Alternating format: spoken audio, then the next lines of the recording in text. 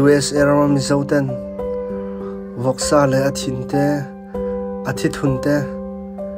tui taka kan siam dan tura hian karon entir don cheu ni ilo en ve thok don nia tunan in muang hen hai ka bai te tikhanin eng lo voksa thi te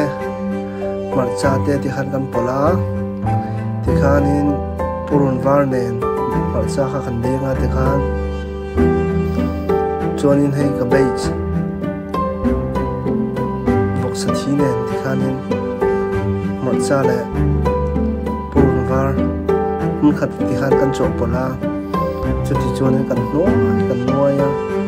chumi zong la chon voksa thi thun kan siam don ta ni ilowena hei ilowong hian atui khomai ti hian zong la thak te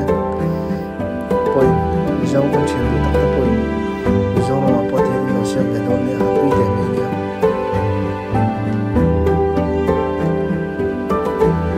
ti hian hei ka chok pola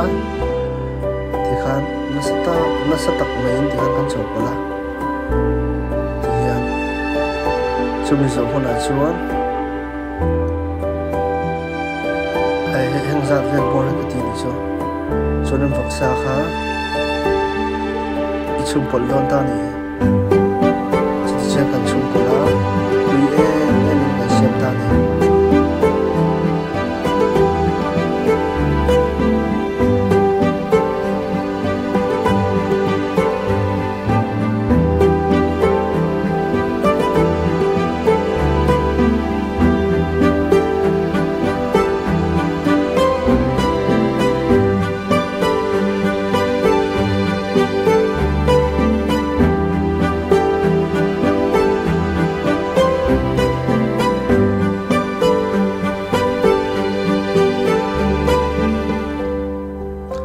tikhan kasilta pumpui kha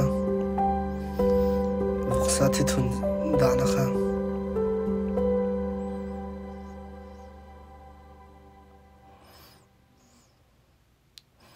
chun kukar khan ka da ma se kukar kha ka chin lo khan ka chum achan chu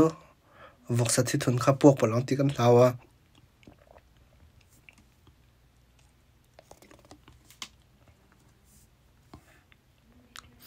tikhan kan chum ta ni an min huna cha tui ji a chu tikhan min ta kan chua zo ta tiang hianin kan siama kha ai thei ta tui khop mai lo ti ve don nia